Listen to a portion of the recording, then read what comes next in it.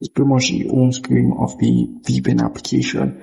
And let me tell you guys, I don't think this application here is worth trying out or even using, because this application here is full of ads.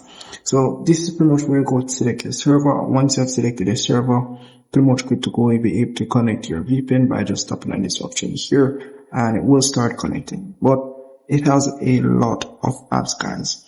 When I mean a lot of ads, to navigate the application alone consists of a lot of ads. Well, anyways, at the top here, again, pretty much tap on the diamond icon here to pretty much get your subscription and remove the ads. But overall, the application is completely bombarded with a bunch of ads, and it's almost unusable. So I would recommend you guys trying out this application here or anything like that. But if you still want to use it, you can go ahead and try it out. Well, anyways, that's pretty much it for this video. If I missed anything at all, just let me know in the comment section. Watch any favorite movie, including movies.